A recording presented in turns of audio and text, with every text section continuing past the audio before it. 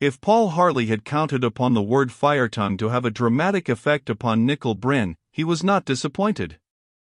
It was a word which must have conveyed little or nothing to the multitude and which might have been pronounced without perceptible effect at any public meeting in the land. But Mr. Bryn, impassive though his expression remained, could not conceal the emotion which he experienced at the sound of it. His gaunt face seemed to grow more angular and his eyes to become even less lustrous. "Fire tongue," he said, tensely, following a short silence. "For God's sake, when did you hear that word?" "I heard it," replied Harley, slowly, "tonight." He fixed his gaze intently upon the sallow face of the American. It was spoken by Sir Charles Abingdon.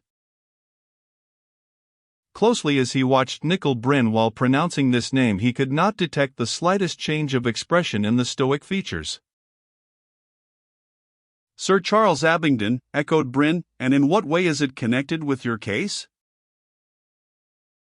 "In this way," answered Harley. "It was spoken by Sir Charles a few moments before he died." Nickel Bryn's drooping lids flickered rapidly. "Before he died? Then Sir Charles Abingdon is dead. When did he die?" "He died tonight, and the last words that he uttered were fire tongue." He paused, never for a moment removing that fixed gaze from the other's face. "Go on," prompted Mr. Bryn. "And Nickel Bryn?" Nickel Bryn stood still as a carven man. Indeed, only by an added rigidity in his pose did he reward Paul Harley's intense scrutiny. A silence charged with drama was finally broken by the American. "Mr. Harley," he said, "you told me that you were up against the big proposition of your career." "You are right." With that he sat down in an armchair and, resting his chin in his hand, gazed fixedly into the empty grate. His pose was that of a man who was suddenly called upon to review the course of his life and upon whose decision respecting the future that life may depend. Paul Harley watched him in silence. "Give me the whole story," said Mr. Bryn, "right from the beginning." He looked up. "Do you know what you have done tonight, Mr. Harley?" Paul Harley shook his head. Swiftly, like the touch of an icy finger, that warning note of danger had reached him again. "I'll tell you," continued Bryn. "You have opened the gates of hell." Not another word did he speak while Paul Harley, pacing slowly up and down before the hearth, gave him a plain account of the case, omitting all reference to his personal suspicions and to the measures which he had taken to confirm them. He laid his cards upon the table deliberately. Whether Sir Charles Abingdon had uttered the name of Nickel Bryn as that of one whose aid should be sought or as a warning, he had yet to learn. And by this apparent frankness he hoped to achieve his object. That the celebrated American was in any way concerned in the menace which had overhung Sir Charles he was not prepared to believe. But he awaited with curiosity that explanation which Nickel Bryn must feel called upon to offer. "You think he was murdered," said Bryn in his high, toneless voice. "I have formed no definite opinion." "What is your own?" "I may not look it," replied Bryn, "but at this present moment I am the most hopelessly puzzled and badly frightened man in London." "Frightened?" asked Harley, curiously. "I said frightened, I also said puzzled, and I am far too puzzled to be able to express any opinion respecting the death of Sir Charles Abingdon. When I tell you all I know of him you will wonder as much as I do, Mr. Harley, why my name should have been the last to pass his lips." He half turned in the big chair to face his visitor, who now was standing before the fireplace staring down at him. "One day last month," he resumed, "I got out of my car in a big hurry at the top of the Haymarket. A fool on a motorcycle passed between the car and the sidewalk just as I stepped down, and I knew nothing further until I woke up in a drugstore close by, feeling very dazed and with my coat in tatters and my left arm numbed from the elbow. A man was standing watching me, and presently when I had pulled round he gave me his card. He was Sir Charles Abingdon, who had been passing at the time of the accident. That was how I met him, and as there was nothing seriously wrong with me I saw him no more professionally. But he dined with me a week later and I had lunch at his club about a fortnight ago. He looked up at Harley. On my solemn word of honor, he said, that's all I know about Sir Charles Abingdon. Paul Harley returned the other's fixed stare. I don't doubt your assurance on the point, Mr. Bryn, he acknowledged. I can well understand that you must be badly puzzled, but I would remind you of your statement that you were also frightened. Why? Nickel Bryn glanced rapidly about his own luxurious room in an oddly apprehensive manner. I said that, he declared, and I meant it. Then I can only suppose, resumed Harley, deliberately, that the cause of your fear lies in the term, fire tongue? Bryn again rested his chin in his hand, staring fixedly into the grate. And possibly, went on the remorseless voice, you can explain the significance of that term? Nickel Bryn remained silent, but with one foot he was slowly tapping the edge of the fender. Mr. Harley, he began, abruptly, you have been perfectly frank with me and in return I wish to be as frank with you as I can be. I am face to face with a thing that has haunted me for 7 years, and every step I take from now onward has to be considered carefully, for any step might be my last. And that's not the worst of the matter. I will risk one of those steps here and now.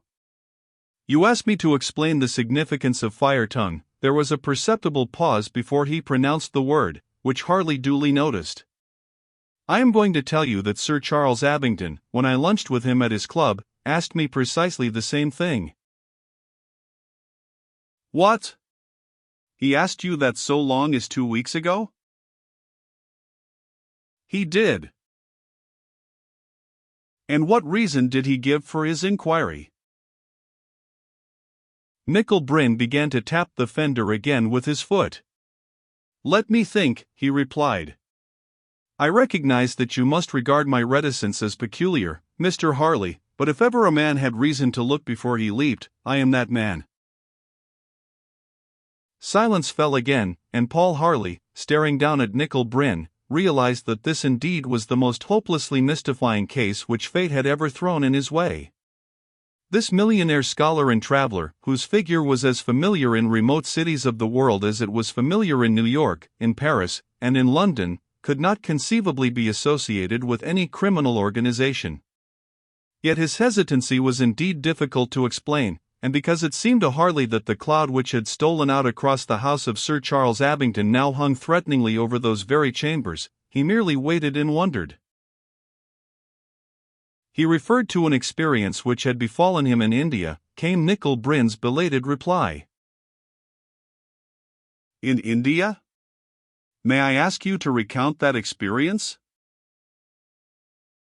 Mr. Harley, replied Bryn, suddenly standing up, I can't.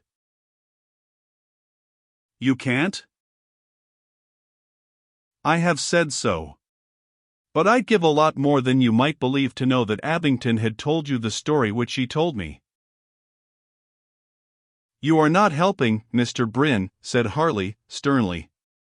I believe and I think that you share my belief that Sir Charles Abingdon did not die from natural causes. You are repressing valuable evidence. Allow me to remind you that if anything should come to light necessitating a post-mortem examination of the body, you will be forced to divulge in a court of justice the facts which you refuse to divulge to me. I know it, said Bryn, shortly. He shot out one long arm and grasped Harley's shoulder as in a vice. I'm counted a wealthy man, he continued, but I'd give every cent I possess to see paid put to the bill of a certain person. Listen. You don't think I was in any way concerned in the death of Sir Charles Abingdon? It isn't thinkable. But you do think I'm in possession of facts which would help you find out who is. You're right. Good God, cried Harley. Yet you remain silent. Not so loud, not so loud, implored Bryn, repeating that odd, almost furtive glance around. Mr. Harley, you know me. You've heard of me and now you've met me. You know my place in the world. Do you believe me when I say that from this moment onward I don't trust my own servants? Nor my own friends? He removed his grip from Harley's shoulder. Inanimate things look like enemies. That mummy over yonder may have ears. I'm afraid I don't altogether understand you. See here. Nickel Bryn crossed to a bureau, unlocked it, and while Harley watched him curiously, sought among a number of press cuttings. Presently he found the cutting for which he was looking. This was said, he explained, handing the slip to Harley, at the Players' Club in New York, after a big dinner in pre-dry days. It was said in confidence. But some disguised reporter had got in and it came out in print next morning. Read it. Paul Harley accepted the cutting and read the following. Nickel Bryn's secret ambitions: millionaire sportsman who wants to shoot Niagara. Mr. Nickel Bryn of Cincinnati, who is at present in New York, opened his heart to members of the Players' Club last night. Our prominent citizen, responding to a toast, the distinguished visitor, said, I'd like to live through months of midnight frozen in among the polar ice. I'd like to cross Africa from east to west and get lost in the middle. I'd like to have a Montana sheriff's posse on my heels for horse stealing, and I've prayed to be wrecked on a desert island like Robinson Crusoe to see if I am man enough to live it out. I want to stand my trial for murder and defend my own case, and I want to be found by the eunuchs in the harem of the Shah. I want to dive for pearls and scale the Matterhorn. I want to know where the tunnel leads to, the tunnel down under the Great Pyramid of Gizeh, and I'd love to shoot Niagara Falls in a barrel. It sounds characteristic, murmured Harley, laying the slip on the coffee table. It's true, declared Bryn. I said it and I meant it. I'm a glutton for danger, Mr. Harley, and I'm going to tell you why. Something happened to me 7 years ago. In India? In India. Correct. Something happened to me, sir, which just took the sunshine out of life. At the time I didn't know all it meant. I've learned since. For 7 years I have been flirting with death and hoping to fall. Harley stared at him uncomprehendingly. More than ever I fail to understand. I can only ask you to be patient, Mr. Harley. Time is a wonderful doctor, and I don't say that in 7 years the old wound hasn't healed a bit. But tonight you have, unknowingly, undone all that time had done. I'm a man that has been down into hell. I bought myself out. I thought I knew where the pit was located. I thought I was well away from it, Mr. Harley, and you have told me something tonight which makes me think that it isn't where I supposed at all, but hidden down here right under our feet in London. And we're both standing on the edge. That Nickel Bryn was deeply moved, no student of humanity could have doubted. From beneath the Stoic's cloak another than the daredevil millionaire whose crazy exploits were notorious had looked out. Persistently the note of danger came to Paul Harley. Those luxurious Piccadilly chambers were a focus upon which some malignant will was concentrated. He became conscious of anger. It was the anger of a just man who finds himself impotent, the rage of Prometheus bound. Mr. Bryn, he cried, I accept unreservedly all that you have told me. Its real significance I do not and cannot grasp. But my theory that Sir Charles Abington was done to death has become a conviction. Battle-like fate threatens yourself and possibly myself, I begin to believe. He looked almost fiercely into the other's dull eyes. My reputation east and west is that of a white man. Mr. Bryn, I ask you for your confidence. Nickel Bryn dropped his chin into his hand and resumed that unseeing stare into the open grate. Paul Harley watched him intently. "There isn't anyone I would rather confide in," confessed the American. "We are linked by a common danger." "But," he looked up, "I must ask you again to be patient. Give me time to think, to make plans. For your own part, be cautious. You witnessed the death of Sir Charles Abingdon. You don't think, and perhaps I don't think, that it was natural, but whatever steps you may have taken to confirm your theories, I dare not hope that you will ever discover even a ghost of a clue. I simply warn you, Mr. Harley. You may go the same way. So may I. Others have traveled that road before poor Abingdon." He suddenly stood up, all at once exhibiting to his watchful visitor the tremendous nervous energy which underlay his impassive manner. "Good God," he said, in a cold, even voice. "To think that it is here in London. What does it mean?" He ceased speaking abruptly, and stood with his elbow resting on a corner of the mantelpiece. "You speak of it being here," prompted Harley. "Is it consistent with your mysterious difficulties to inform me to what you refer?" Nickel Bryn glanced aside at him. "If I informed you of that," he answered, "you would know all you want to know. But neither you nor I would live to use the knowledge. Give me time. Let me think." Silence fell in the big room, Nickel Bryn staring down vacantly into the empty fireplace, Paul Harley standing watching him in a state of almost stupefied mystification. Muffled to a soothing murmur, the sounds of Piccadilly penetrated to that curtained chamber which held so many records of the troubled past and which seemed to be charged with shadowy portents of the future. Something struck with a dull thud upon a window pane once, twice. There followed a faint, sibilant sound. Paul Harley started, and the stoical Nickel Bryn turned rapidly and glanced across the room. "What was that?" asked Harley. "I expect it was an owl," answered Bryn. "We sometimes get them over from the Green Park." His high voice sounded unemotional as ever.